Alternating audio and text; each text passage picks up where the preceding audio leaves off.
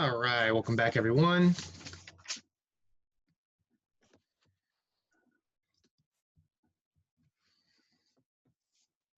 All right, so we're going to pick up where we left off in 2.3, which we hadn't gone too far in 2.3 so far.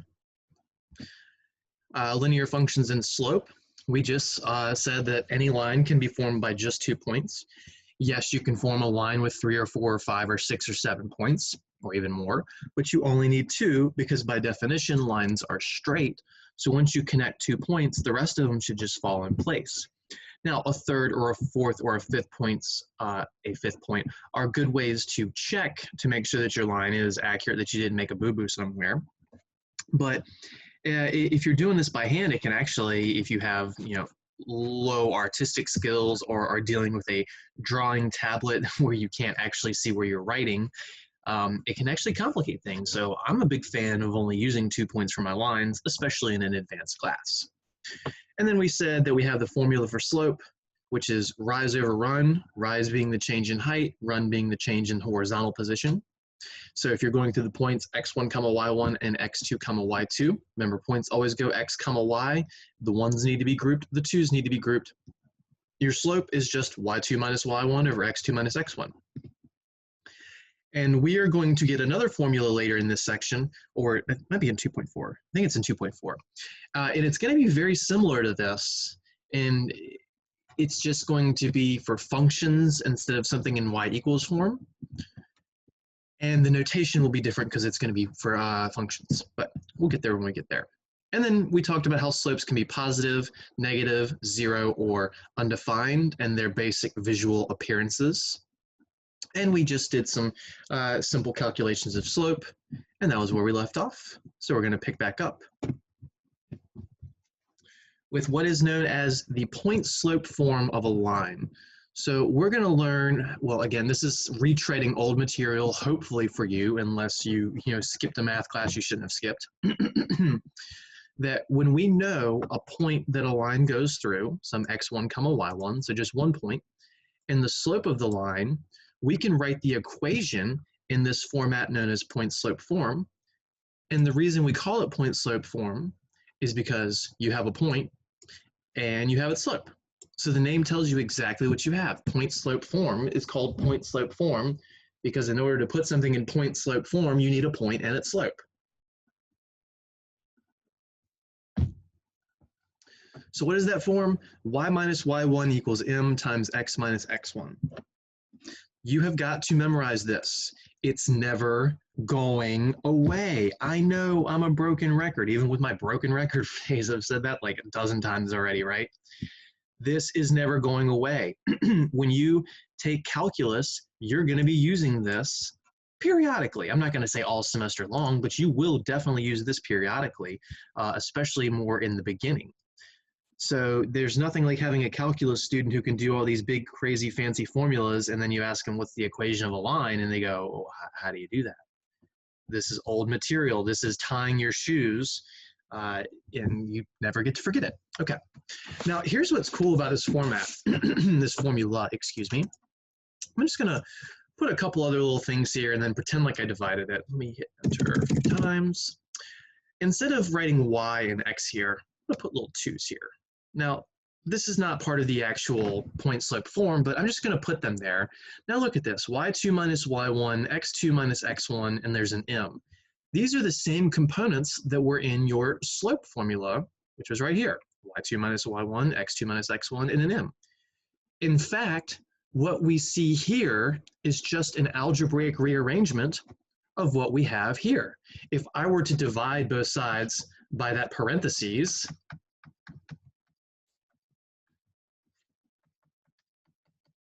what you end up with, and I'm going to erase this in just a second, I'm just showing you something, is the slope formula, y2 minus y1 over x2 minus x1 equals m.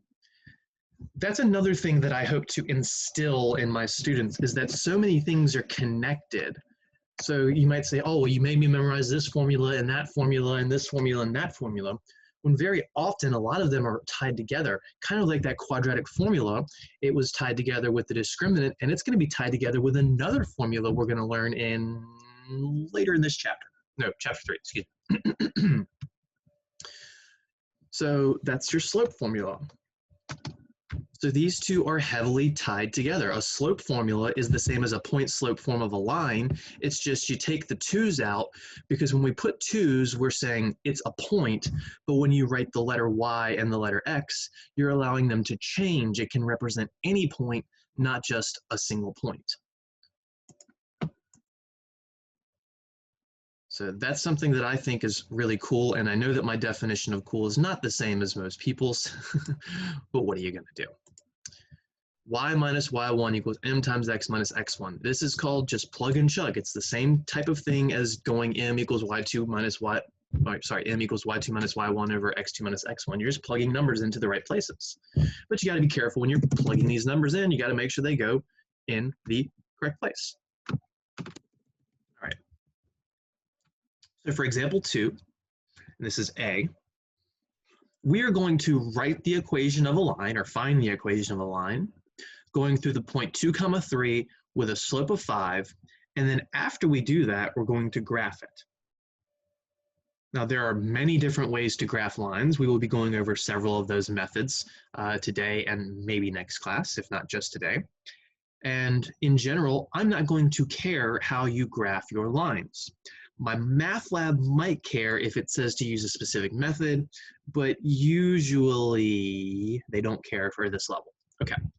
So let's start identifying information. What is what? 2, 3, 5. What are these numbers? Well, the point 2, 3, that's our x1 and our y1. That's the point. The slope is 5. It literally tells you the slope is 5. But what letter do we associate with slope? The slope is m. So that would be our m. Those are the 3 numbers that we're going to plug into this formula right here. All right, so I'll use blue for showing the substitutions. That's going to be y minus the y1 value was the 3 equals the m we said was this 5. Then we open a parentheses, and inside we're doing x minus x1. So x minus and x1 was the 2. I didn't reinvent the wheel here. I just plugged numbers into a formula. An A, a B, and a C, essentially.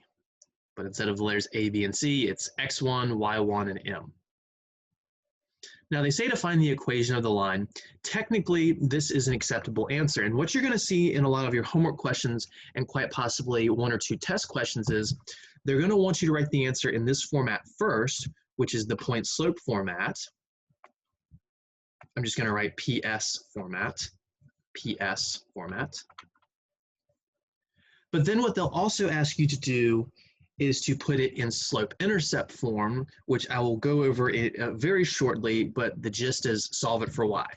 So in general, we need to take this and solve it for y so that we get it in a universally acceptable format. And it's not a lot of work to do that. Y minus 3 equals, we're going to distribute the 5 to the x and the negative 2. So that's 5x minus 10. And then all we got to do is move the 3 over. This is algebra that everyone should have up their sleeve. Negative 10 plus 3 is negative 7. Shouldn't need a calculator for that. It's no crazy addition or subtraction, just some side numbers. Don't let them scare you. And then this is in what we call slope intercept form, and we'll see that below.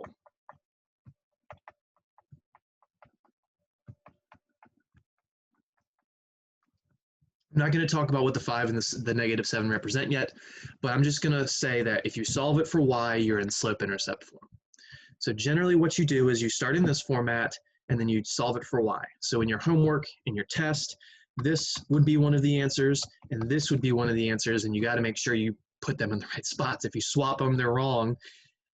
And you might say, well, how do I know which one goes where? Well, the one you started with, this goes first. The one you end with, this goes last. All right, so the next thing they said was to graph it. We want to graph this line. Sometimes you're only asked for the equations. Sometimes you're asked for the equation and to graph the line. So there are many different ways to graph the lines, but I'm going to go over this method right here.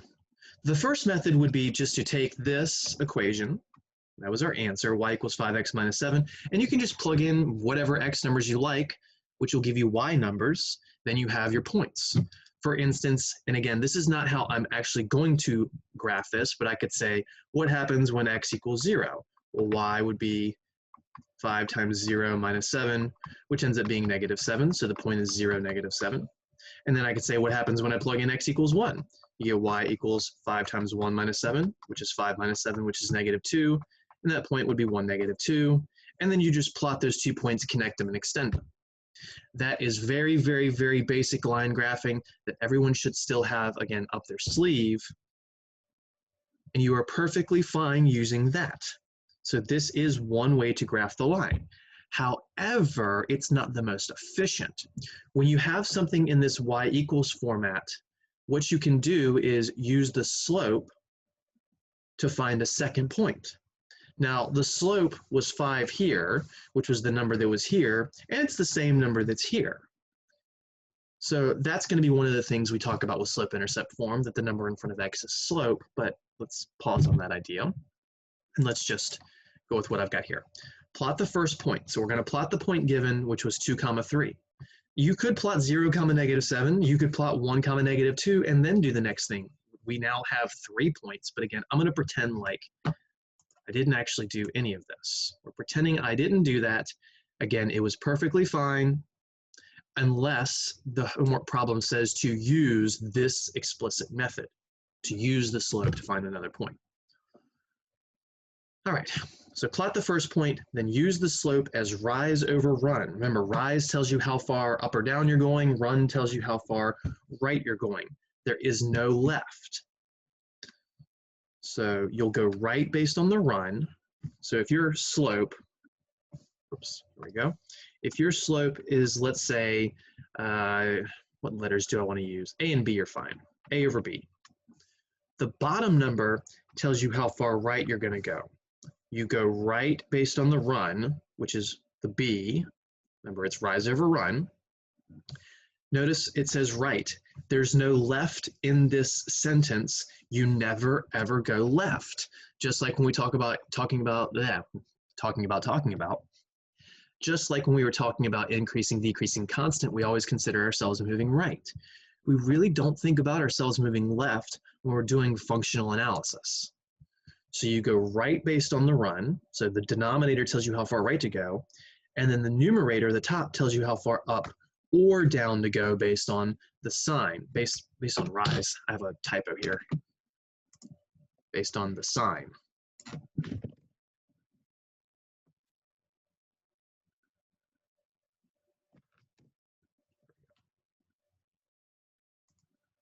It's like a little dot there. Yep, I was right, there was one. So the top number tells you how far up or down to go. If it's positive up, if it's negative down, it's, what's the word I'm looking for? It's easy. Positive up, negative down. There is no left. The bottom tells you how far right to go. All right, so let's make our graph.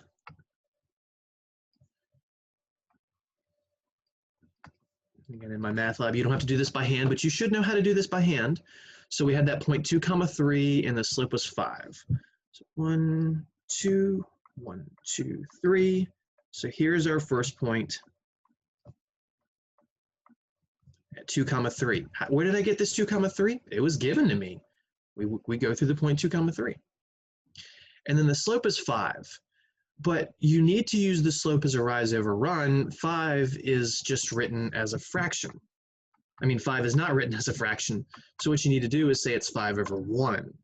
So this whole number, to see the rise and the run, you need to write as a fraction. So this is pretty common. You don't want to write slopes answers as 5 over 1. You would want to write the answer as 5, but using this to graph so that we can say, all right, the denominator tells us how far right to go. The numerator tells us, since this is a positive 5, that we're going to go up 5. That's annoying. There's a truck backing up in front of my house.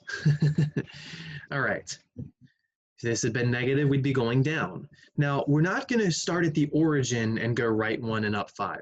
When you're using the slope, once again, you do not start at the origin, you start at the previous point. So you plot the point first, then use the slope to go right in up from there. So from here, we're going to go right 1. So right 1, hold on, red, right 1, which would take us from an x value of 2 to 3. And then we're going to go up 5. So from a height of 5, so excuse me, from a height of 3, we would go up to 4, 5, 6, 7, 8. So just a little more based on that. There we go. So I'm going to skip labeling. Well, no, I won't. I can fit it. And there's our second point. So if you zoom in, go, you can see I went right 1 and up 5. 4, 5, 6, 7, 8. So this point was not at 1, 5, it's actually at 3, 8. And then you just connect the dots and extend them. Now I can't extend this vertically very far, but that's okay. And there we go. There's our graph.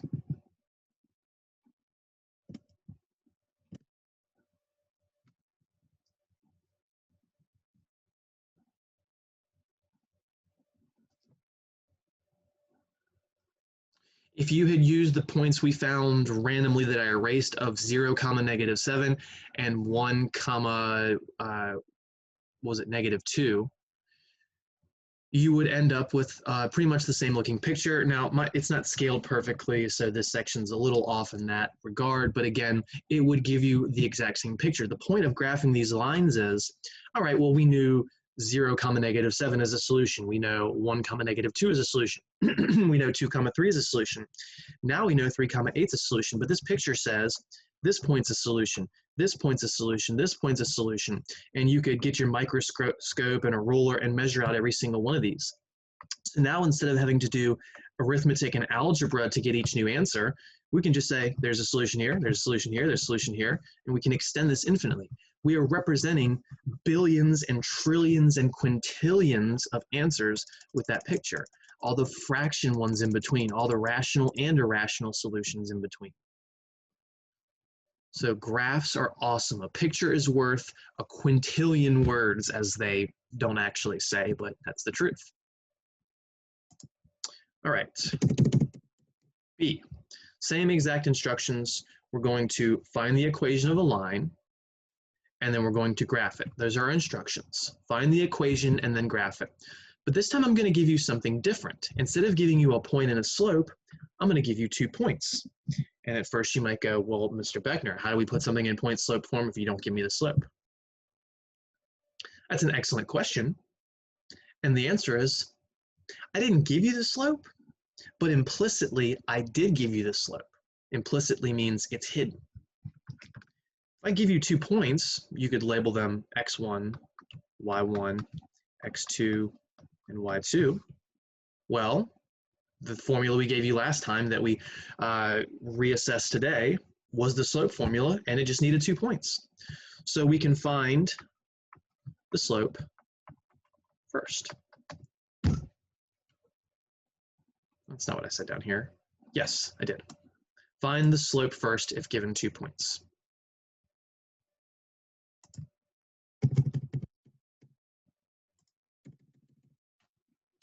All right, so m equals y2 minus y1, that's 5 minus 0, over, make sure you're putting the pieces of the puzzle in the right place, watch out for subtracting negatives, hint, wink, nudge, over x2 minus x1, that's going to be 4 minus -1.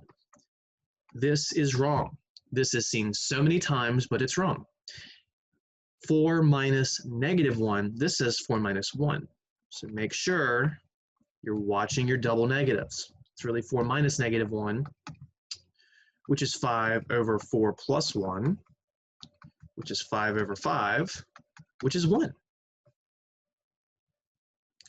So your slope is just a nice simple 1. Again, we didn't reinvent the wheel with this problem. It's just I didn't tell you you had to find the slope. You've got to know you need to find the slope, but you should know you can find the slope because you're given 2 points. If I only give you 1 point, you can't do this problem. You have to get 2 sets of information. I have to either give you 2 points or a point and a slope, or a third scenario we'll see in the next section that I don't want to spoil yet. All right, so now what do? You have TMI. Not that kind of TMI, but it is too much information because you now have 2 points and a slope, whereas the point slope form only requires 1 point. So if I give you 2 points, what do? Well, it's actually quite simple. You ignore one of the points. You just say, I'm only going to use this one, or I'm only going to use this one. And the cool thing is, when you solve it for y, it won't matter which one you start with. The answers will look different at first, but they're both 100% accurate. And I'm going to do this problem twice to prove that. I'm going to do it once using the first point. I'm going to do it once using the second point. So let's use the first point. I'm going to call it P, I'm on eraser, P1. So that was the -1 comma 0.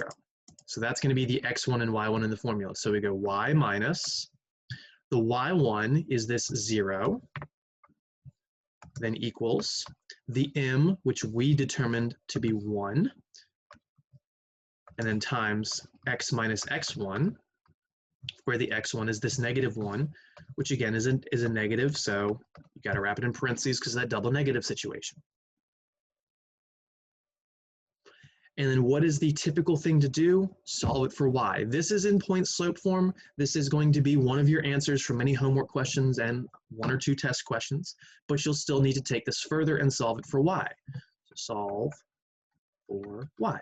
Well, y minus 0 is just y equals -1 minus, minus -1 is a +1, so that's 1 times x plus 1. Distributing a 1 does nothing, so you get y equals x plus 1.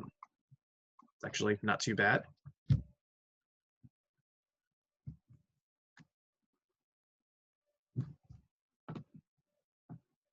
All right, well, what if you instead chose to use the second point? What if you instead chose to use what we called x2, y2?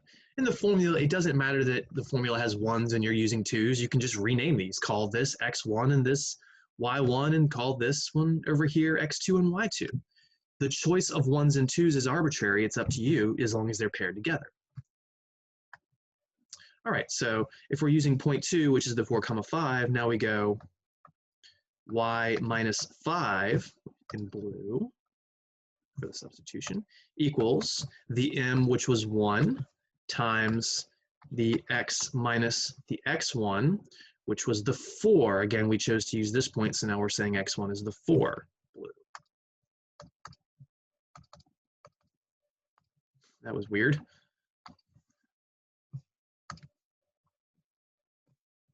I want to clean this up. That's an ugly little 5. There we go. All right, well, solve for y. You get y minus 5 equals, no double negative to fix, just distribute the 1, which does literally nothing. Add 5 to both sides. And you get y equals -4 plus 5 is 1, x plus 1. These are the same. But this and this, the starting equation, was different. Now, here's the cool thing. In my math lab, in the homework, and the test, it would have accepted for that first answer either of these red asterisks, but by the time you get to the second one, it knows there's only one version. So that's the strength of the y equals format. That's one of the strengths, that the answer is consistent no matter what point you actually plug in. But the point slope form, there are literally billions and trillions and quintillions of accurate answers. If I knew that the point 5 comma 6 works, I can go y minus 6 equals 1 times x minus 5.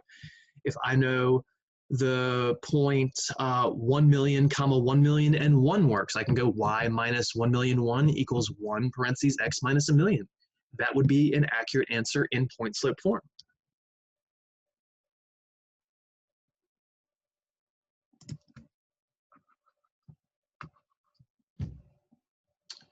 So it doesn't matter which point you plug into the point slope form if you have options, because by the time you get to the y equals format, they should be the same. This is actually a really good practice concept to make sure that your arithmetic is, pardon the pun, on point. Okay. So this thing, when we've taken these last two examples and solved it for y, I said it has a specific name, and that specific name is the slope-intercept form. Slope-intercept form. So if you have a slope and a y-intercept, now remember, intercepts always have 0 as one of the points, as one of the values, either the x or the y, that is to say. So remember, an x-intercept is always something, comma 0, and a y-intercept is always 0, comma something. And when you graph them, let's say we had a line that looked like this. I'm not putting any numbers up here. I'm just going to do some dots. This point right here would be the x-intercept because it's where it crosses the x-axis. And this point right here would be the y-intercept because it's where it crosses the y-axis. There is a strength to y-intercepts in these linear equations because their points are always 0, comma something.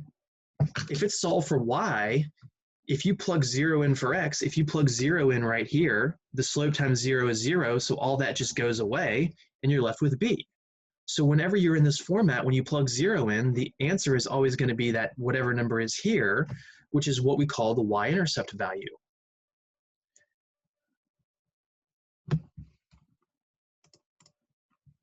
So x-intercepts always have a y-coordinate of 0 because the height has to be 0. Y-intercepts always have an x value that's 0 because the left or right positioning has to be 0. This is something that people get backwards a lot initially. They think an x-intercept should be 0, comma something, and a y-intercept should be something, comma 0. The 0 is opposite the name, though. That's the takeaway here. The 0 is opposite the name. In other words, x-intercept has a y value of 0, y-intercept has an x value of 0. You have got to know this all semester long. It's never going away. This issue is going to be in every single problem for several sections of both Chapter 3 and then maybe some problems in Chapter 4. And it could be in some problems in Chapter 2 as well. But Chapter 3, x and y intercepts, we're going to be plotting very, very, very frequently. You've got to get used to that. If you're getting them backwards right now, say it a million times, write it a million times, apply it a million times, whatever it is you have to do. But practice is key. Growth mindset, very important. You might not be able to do it right now. You practice it a lot. You can definitely do it later. You can do anything as long as you practice. Our brains are just like muscles. We've got to use them to expand them. So y-intercept form, slope-intercept form is y equals mx plus b. So again, the y-intercept, we don't just say the y-intercept is b, and a lot of people will, and no one really complains when they do, but a y-intercept is specifically a point, and points have two values, an x and a y, and a y-intercept always has an x value that's 0. So I can actually go back to these previous problems, and I can say what that b value is. So for this problem, we can see y equals mx. It's a minus, but that just means change the sign for the b. So that says the m is still 5, which agreed with what we were given, so that's awesome. And because this is a minus 7, that says the b is negative 7. And we could say thusly that the y-intercept is 0, comma negative 7. Or for this one, when we were in y equals x plus 1, that says that the m is 1 because there's no number written in front of the x, so it's a 1. That's consistent with what we found, so that's good. And then this is a plus 1 here, so the b is positive 1. Thus, the y-intercept is 0, comma, positive 1. So in this format, you might actually pick up another point. Sometimes the point given to you is already a y-intercept. That wasn't the case for either a or b. And if that's the case, then when you put it in y-intercept form, you get another point, maybe a second point, or maybe even a third point. All right, so we didn't graph this last one. I just wanted to go ahead and talk about that slope-intercept form. So let's go back to the example and graph it, which was in the original instructions. Now, you got to tell me that's weird. my cursor's down here. When I hit enter, that's moving up. Whatever, man. All right, so we had the points, -1, 0, and 4, 5. Okay, so we'll space it like this. I'm just gonna go like from -3 to +5 in the x's, and the y values are between 0 and 5, so I just gotta go up. 1, 2, 3, 4, 5. So what I could do is I could plot the y-intercept that I just noticed, 0, 1, and then I could use the slope being 1 to go right 1 and up 1 to find another point. But honestly, that's more work than I would personally do, and the reason is they gave you 2 points in the problem before you did anything. So it is my opinion that the easiest way to graph B is to just plot the 2 points they gave you. We weren't given 2 points in A, which is why I graph using the slope instead. And I'm going to say this again, I generally do not care how you graph your lines as long as you get an accurate picture. Some people will graph using 2 points. Some people will graph using one of the points and then the slope to find another one. As long as it's accurate, no care. All right, so that was -1, 0, which will be left 1, up or down nothing. So that's actually an x-intercept. And then the other point was 4, 5, so we go right 4 and up 5, which will put us here. We connect and extend as straight as we possibly can, which is a challenge for me on this tablet. I'm already a poor artist, and then I'm flying blind. There's our line. Now again, due to making this by hand and on a crummy tablet, if I did this on the board, this would have actually hit this point right here. That would have been 0, 1, and the line would have gone through it. This is just poor artistic skill. But again, someone who did this the other way, they would have said, all right, well, let me plot that 0, 1 point, which is right here. There's your y-intercept. And then from that, because the slope was 1, which is 1 over 1, you go right 1 and up 1. So you go right 1, up 1, and that would put us at 1, 2. And again, besides just minor artistic inability, ineptitude, and blind tablets, that's pretty much the same line. Now, someone else might end up drawing it much steeper, or someone else might end up drawing it much flatter. That just depends on how you scale your numbers. If you're drawing this completely by hand, I can make this 10 billion different appearances and all be accurate as long as they go through the 2 points that we discovered. Like maybe instead of having this be 5, maybe I chose this to be 500,000 for some ridiculous reason. That would make my line almost look vertical. All right, so remember your point slope form, which is generally where you're going to start your lines, as y minus y1 equals m times x minus x1. You all have that memorized already, right? Right. Then your slope-intercept form, what I call SI form, is y equals mx plus b. Usually you're starting here and you're ending here. That's generally the idea.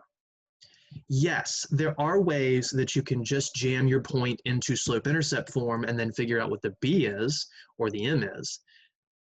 And if you understand that method and you can practice it and get them right every time, you're more than welcome to do that.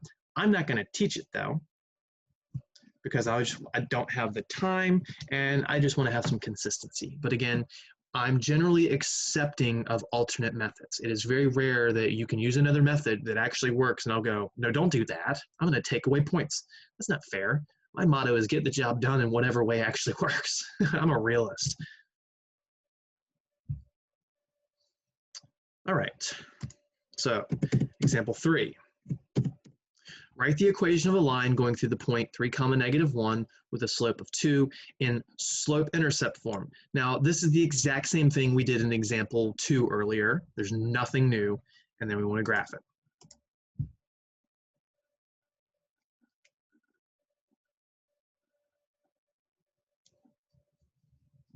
So what's our point? 3, -1, that's our x1 and our y1. What's our slope? They told us the slope was 2, so this is our m. We don't need to find the slope, and B, let's just put that further away for now. Thank you. So we got our point and our slope, so we can put it in point slope form. We go y minus y1. So y minus the y1 is -1. So we're going to need to wrap it into parentheses, equals.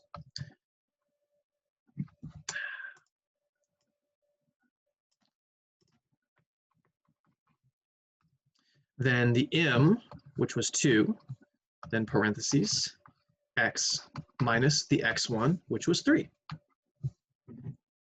There is our equation in point slope form. This is an equation of a line. This is an answer if all someone says is write the equation of a line. However, it's just generally known that we want to solve it for y, which is explicitly slope-intercept form. So let's clean this up and solve for y. We'll get y plus 1 equals, go ahead and distribute the 2. You get 2x minus 6. Let's subtract 1 on both sides. I almost said add 1. And you'll get y equals 2x minus 7. That is our answer in slope-intercept form.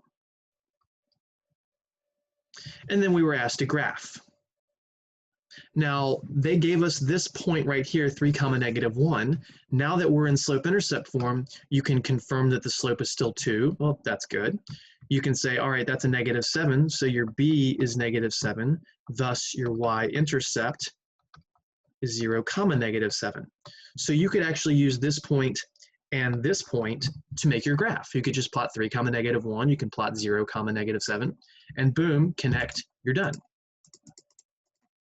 However, I want to practice using the slope to graph more because I think that throws people more for a loop. So you can go on your own and just plot those 2 points and see what you get. But I would also like you to do what I'm about to do. So we said our slope was 2, which we need to write as 2 over 1 so we can see the rise and the run. The bottom is 1, that's how far we go right, never left. The top is 2, so that's how far we're going to go up since it's positive, down if it had been negative. So I'm going to plot the 3, -1, go right 1 and then up 2, and boom, I'll have a second point. So 3, -1.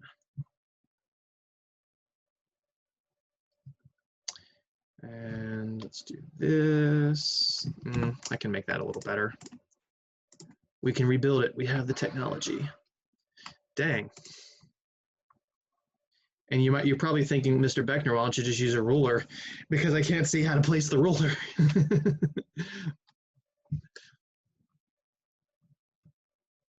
All right, so 3, -1, that's right 3, and down 1. Notice I just build these numbers as I need. And that point would be right here. Then from that point, I'll go right 1 from 3 to 4.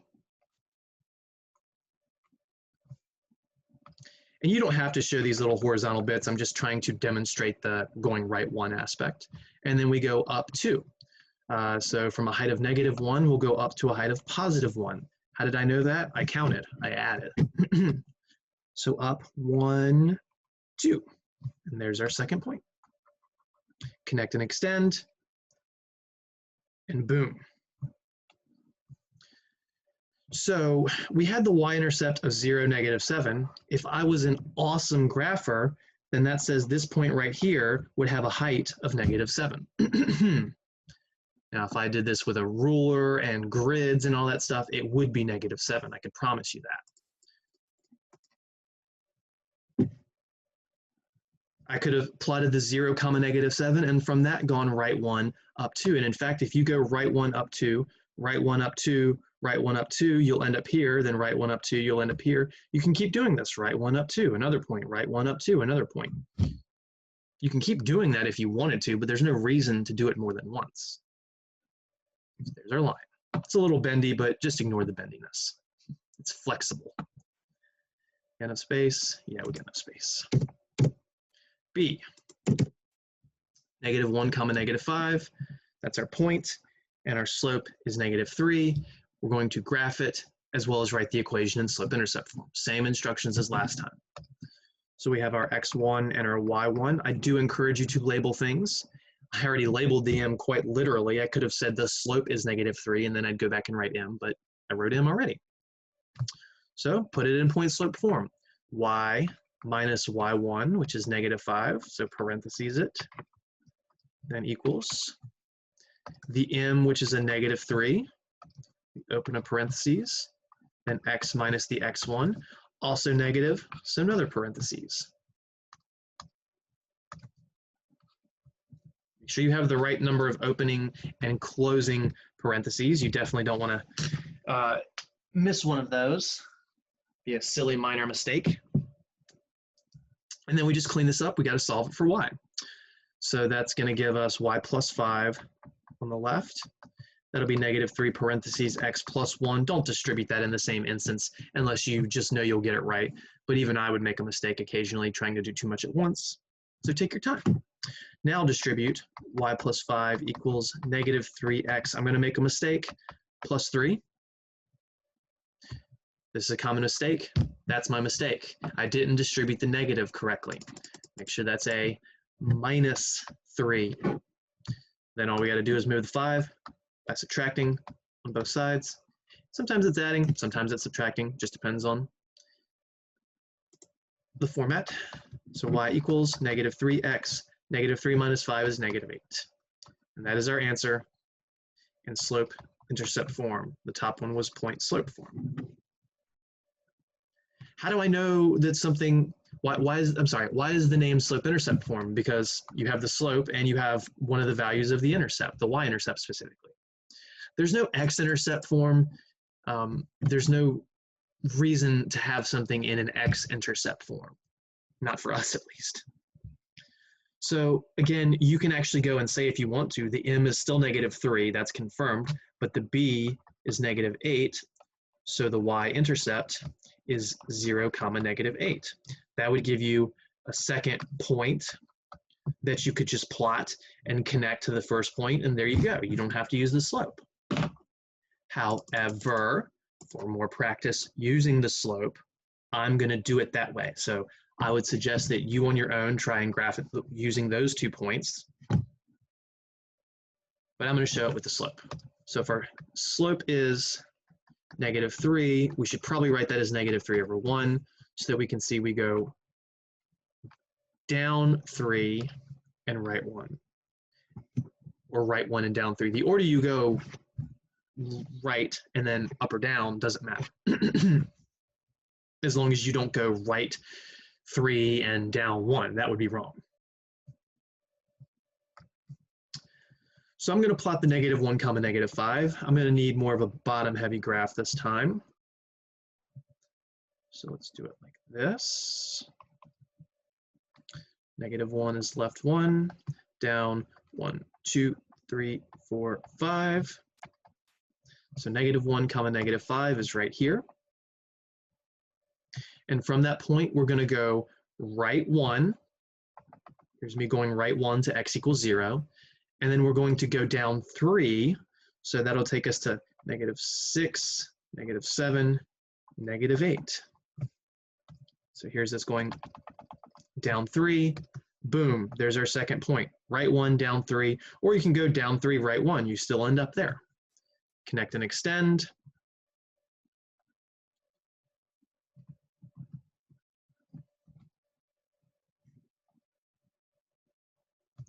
And MyMathLab does that part for you. It's a little too easy in my opinion. And there we go, there's our line. And this one I really like. I love this example that I made because check out this point right here. That point is 0, -8. It actually confirms the y-intercept. We happen to pick it up just by using the slope from plotting the first point and then just going right 1, down 3, we coincidentally ended up picking up the y-intercept. Doesn't always happen, but it's cool when it does. At least it makes us feel, you know, confident, I guess. Dot here. So like I said, you could plot the -1, 5. You could discover the y-intercept and plot it. Boom, you'll make the same line. You can plot the first point, and then from that you can go down and right 3. So down 3, right 1, excuse me. Boom, second point. If you don't like using the -1, -5, maybe you plot this as your first point, and from that point you go down 3 and right 1. You go down 3 and right 1, and you'd end up over at 1, -11. And you'd connect them, and you get the same exact line. How are we on time? About 25 minutes. All right. So far I've showed you how to graph using just 2 points, whether they're a y-intercept, 2 given points, whatever. I've showed you that you can plug in whatever x values you want.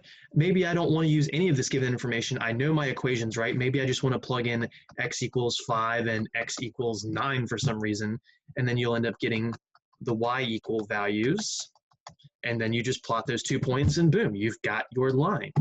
There's nothing that says explicitly in general that you have to use any of the methods that I've done so far. You can create your own points. Just how do I know to pick 5 and 9? I don't know to pick 5 and 9. I just said, hey, I'm going to pick 5 and 9. Maybe Bob picks 2 and -4 for the x values. Maybe Jane picks 1,000,000 and then 14 for her x values. But you can't pick the y values. You have to plug the x values in to find the y values. There's another great way of graphing some lines whenever the variables are all on the same side to begin with. And it still works fine with any of the examples we've done so far, but it's a personal favorite of mine for something that looks like this 4x minus 5y equals 40. So I'm going to teach you how to graph using intercepts now. Mr. Beckner, you just taught us how to graph using a y-intercept. Using a y-intercept, but we haven't used an x-intercept. We happen to pick up one time, but I'm saying just know that you're going to graph using intercepts. Graphing using intercepts is nice because to plot a point, you don't go right and up or right and down or left and up and left and down. You just go left, or you just go right, or you just go up, or you just go down. Those points will always be sitting on the axis, which I think helps some people make more accurate graphs. Now again, any of the previous examples, you could use this method to graph them. However, sometimes you end up getting fractions involved, and it's not the end of the world. It just means you might have a fraction. It's just not optimal. So to graph using intercepts, one time let the x be 0, which would be the y-intercept. Then for your second point, let the y be 0, which would be your x-intercept. There's your 2 points, plot them, connect them, boom, you're done. So this is best when the variables on the same side. The previous equations I gave you, none of them had the x's and the y's on the same side because you had to create the equation using point-slope form and then get to slope-intercept form. This example right here 4, I'm not asking you to create the equation, I'm giving it to you, and it just so happens that it has the variables on the same side. So here's what I like to do. I start with a table of values where one time I let the x be 0 and one time I let the y be 0. That's how we graph using intercepts. Now again, please pay attention in your homework. If the instructions say to graph using a specific method, yes, you have to graph using that method. When it's test time, if there's a problem where you graph, if it says to use a method and your line is accurate, but you didn't use their method, so they don't give you points for it, that's a case where you could shoot me an email and say, hey, Mr. Beckner, check out my work. I'll confirm your work looks good, that your answer is good, you just used a different method. And then I would give you either 4 to 5 points or all 5 points, just depending on whether I say, well, I really do want you to use the instructions for that. But even still, 4 out of 5 points is better than 0, which would not be fair in my opinion. All right, so when we plug in x equals 0, you got to do these one at a time. You can't just make them both 0. That would be too much of an assumption. We get 4 times, so plugging in with blue, 0, minus 5y equals 40. Well, 4 times 0 is 0. 0 minus 5y is just minus 5y. Anything times 0, that just goes away. So we're left with the minus 5y. that is one of the strengths of the intercept method. When you plug in zeros, something's going to immediately go away, and you're going to get a pretty simple looking equation. Divide both sides by -5, and we get y equals -8. And on the right side, I'm going to show my completed table of values. So this is what we start with. When we plugged in x equals 0, we get y equals -8. Now let's start over, start from scratch. We're going to plug in y equals 0. So that's 4x minus 5 times 0 equals 40. 5 times 0 is 0, minus 0 does nothing, all that just goes away. Again, the strength of plugging in a 0. So we get 4x equals 40, wrong color.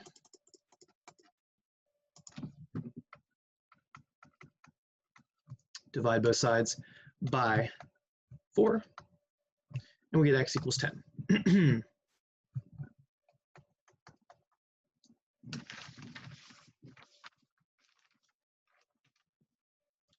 So the completed table of values is on the right side. 0, -8, that's our first point. 10, 0, that's our second point. I would highly suggest, I did not ask you to label which type of intercepts these are, but it's a great idea because you will need to know which is which. It's nice knowing that, oh, well, this is an intercept because I see a 0. This is an intercept because I see a 0. But you will need to know these names explicitly sooner than later. So the x is 0, that makes that the y-intercept. When the y is 0, that makes it the x-intercept.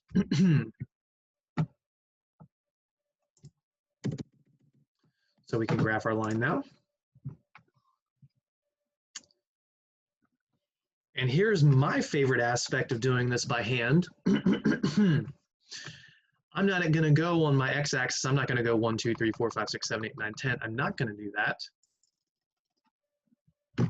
I'm just going to put 1 dash and put 10 because that's literally the only x value I need. Same for the y's. I'm not going to go 1, 2, 3, 4, 5, 6, 7, 8. I don't know why I changed color. I'm just going to go down here and write -8. Make sure you don't do it up here. That would not be right because that height is -8, not +8. Make sure you're going left or down appropriately. And then where are the points? Well, they're actually going to be exactly there. 0, -8 is left or right, nothing, down 8. Then 10, 0 is right 10 and up or down nothing. It's very easy to get the zeros backwards and think I was supposed to go left 8 and up 10. So please be careful. The y-intercept, well, that's sitting on the y-axis, so that's a good sign. The x-intercept is sitting on the x-axis, so that's a good sign. Connect and extend. Oh, wow, that got bad.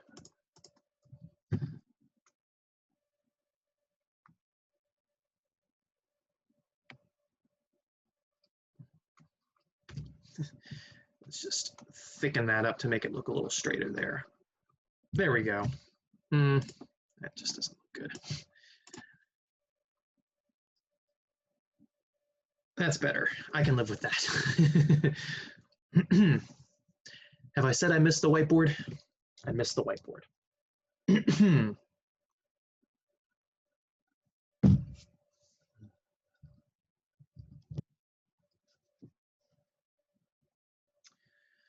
All right, that is almost the end of the section.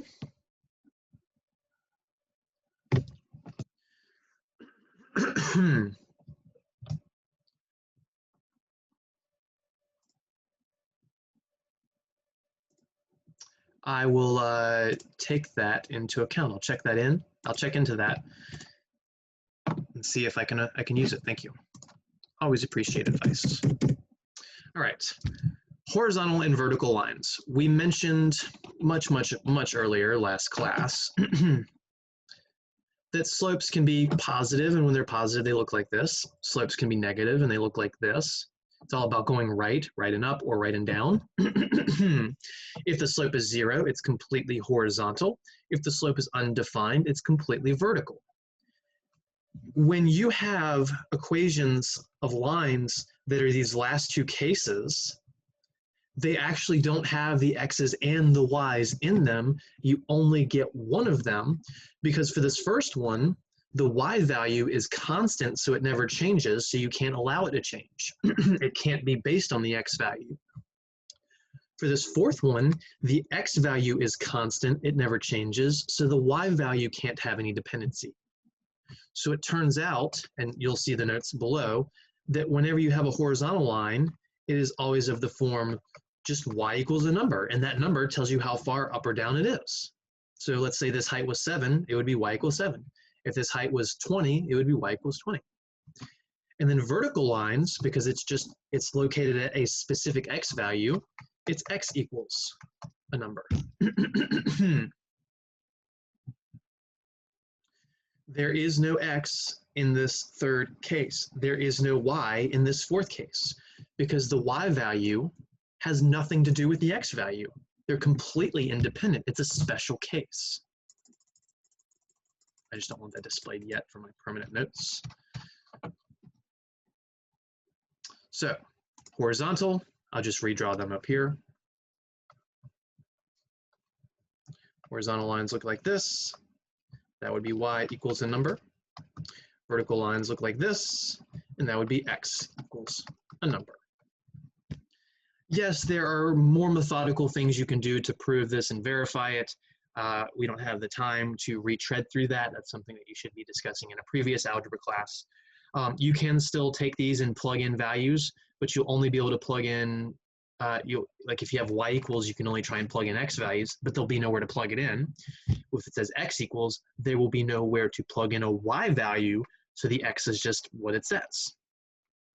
You can't plug y values into the first because it might be a lie. You can't plug x values into the second because it might be a lie. So I didn't have them typed. What number are we up to? Example 5. Last example for the section.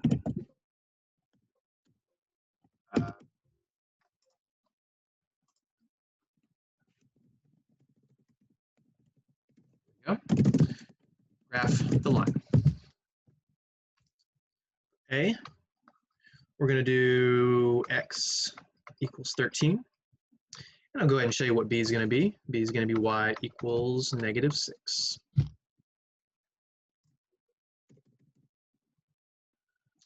Right. So x equals 13. There's no y in this, which means special case. X equals a number says that the x value is always 13. So let me just show you a way you can rationalize this. All right, no matter how high up you are, the x value is always 13. So if 13 is all the way over here, there's a point here because the x value is 13. Doesn't matter what the y is. There's a point here because the x value is 13. It doesn't matter what the y is. There's a point here, there's a point here, there's a point here. All the points have to be going right 13 because this says x has to be 13. But the y value doesn't say anything about it. There's no y anywhere to plug in.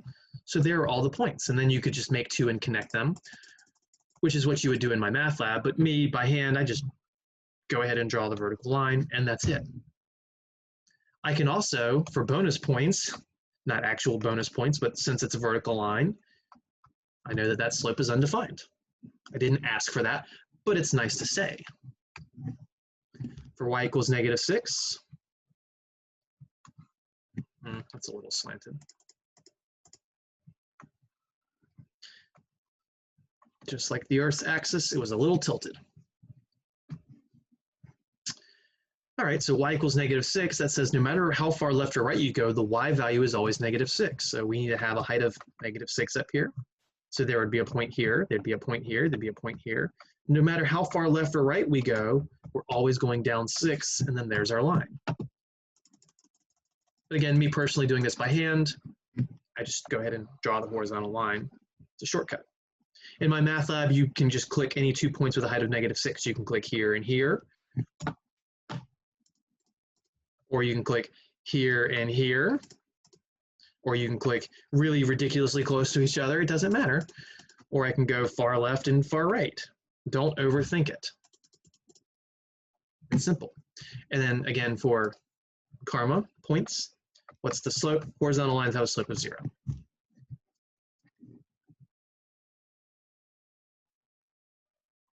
The way I used to always say this, and I don't think I've said it in a while, but the way I like to remember that the slope is undefined for vertical lines is slope is a measure of steepness. The steeper the line, the harder it would be to climb up. So 0 is the easiest thing just to walk across. It's a flat surface. 1 would be a little steeper. 2 would be a little steeper. 3 would be a little steeper. So the larger the number, the tougher it would be to walk across. Unless you're Spider-Man, no one is walking across that because it's just going up a wall, or unless you've got some suction cups or something. So that's why it's the weirdest answer of all, undefined. All right. So that ends our web slinging adventures from 2.3. So that homework will be due in a week. Today's date being the 14th, right? Correct. So 2.3 due 10/21, just FYI. And we do still have about 10 minutes left. So we're going to start 2.4. We definitely can't waste time in here. I've noticed that me fighting my technology, we're probably about almost a section behind where I'd like to be, maybe even right at a section behind, but that's okay. It's not the end of the world. More on slope. So 2.3, the main topic was slope, but also with lines. In 2.4, we're going to talk about more things with slope, not just dealing with one line, but dealing with two lines simultaneously. So that's a common theme in algebra and calculus moving forward, that you'll have simultaneous equations or a system of equations. And sometimes they can have special relationships to each other, like they're parallel, which means they never intersect in a Euclidean geometry system. Don't worry about what it means to be non-Euclidean. It will make your brains explode, I think. But the basic idea is that in non-Euclidean geometry, is lines, all lines intersect, even parallel lines. It's very weird. It'll hurt your brain. It hurts mine a little bit just to think about. Perpendicular lines meet at a right angle. So parallel lines look like this without the highlighting. Please stop highlighting. Thank you. So that would be parallel. Perpendicular lines meet at right angles. I can do a little better than that. There we go. So that would be perpendicular. That is a 90-degree angle. Parallel lines never intersect. Perpendicular lines meet at a right angle. Those are two very important concepts. If you're going to be going on to calculus, you'll talk about what it means to be orthogonal, and you take this idea of perpendicular lines and you extend it into multiple dimensions, even past 3 dimensions, and really start getting into some crazy cool stuff. All right, so if you have the slope of one line and you know they're parallel, then that means you automatically know the slope of the other line, because if this line goes right 1 and up 2, and then right 1 up 2, right 1 up 2, the parallel line would have to do the same thing, right 1 up 2, right 1 up 2, right 1 up 2, so their slopes would have to match. The slopes are equal. That's saying the m's are equal, yay, exclamation mark. So that one's pretty obvious. Doing the proof of perpendicular lines, the proof of this equation right here, is time consuming, so just take it with a grain of salt. It is provable. You can just Google that if you want, but I don't want to take the 30 minutes to prove it. I think we have more important fish to fry. So parallel lines have equal slope. So if you know the slope of the first line, that just says make the slope of the second line the same exact thing. So if I tell you the first line has a slope of 5, that means the second line also has a slope of 5. Whereas perpendicular lines are a little more complicated. They have negative reciprocal slopes. Reciprocal, remember, that means to flip the fraction. So this 1 over m1, that's what that demonstrates, flipping the fraction. So if it was originally a slope of 5, flipping would be 1/5. If it was originally a slope of 2 over 3, flipping it would give 3 over 2. But it's not just flipping, it also means to change the sign. So perpendicular lines always have opposite slopes.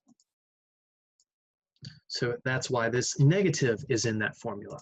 So you flip it and change the sign. You flip it and change the sign. You flip it and do what? Change the sign. If you only do one of those two things, it's going to be wrong. I don't want to bump it down that far. There we go. This is it.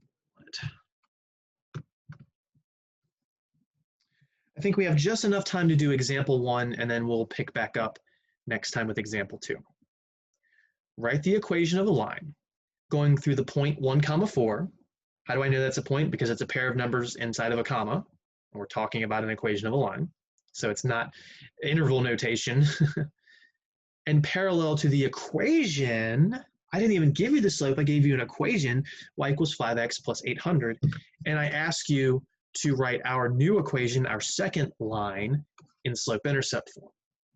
So you've got to make sure you're solving it for y. So what do you do here? I did not give you the slope. I gave you the point, though. I gave you the x1 and the y1. The 1 is the x1. The 4 is the y1.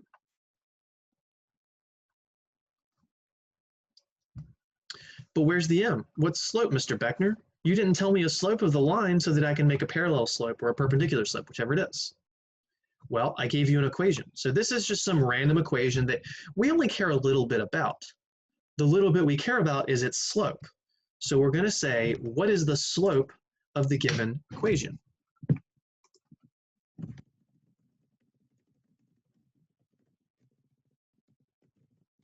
can spell, just trying to type too fast. Well, it's solve for y, which says the number in front of the x should be the slope. That was hard. If it's not solve for y, guess what you do? I hope you guessed. That's right, you solve it for y. So the slope of the line we need is 5. Let's call that M1. So the slope of the first line. So this is line 1. Now what we need to do is make line 2.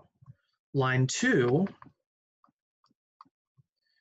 well, what's its slope? Well, they're parallel lines, which means they are equal slope. You don't have to do anything to it. The slope of the first one was 5, so the slope of the second one is 5. So now we have the slope the line goes through. We have a point that our line goes through. We're going to use that information. This line, this y equals 5x plus 800, so many people want to just try and change something in here, like this 800 to a 4 and the x to a 1 maybe, or maybe even something else. No, this is now in the dumpster. It's trash. Set it on fire. Whatever you need to think about. Now don't permanently scratch it out in your notes because you'll need to come back to it, but just maybe make a little memo down here that the y equals 5x plus 800 is now trash. Don't go back to it. So we go y minus y1. We're using this point and this slope. So y minus 4 is equal to the m, which is 5, then times x minus the x1, which is up here, and that's our 1. Now you might be thinking, Mr. Beckner, that says M2 and these are X1 and Y1, disregard that. I could have labeled these X3 and Y3. I could have labeled them X a million and Y a million. The number choices are arbitrary.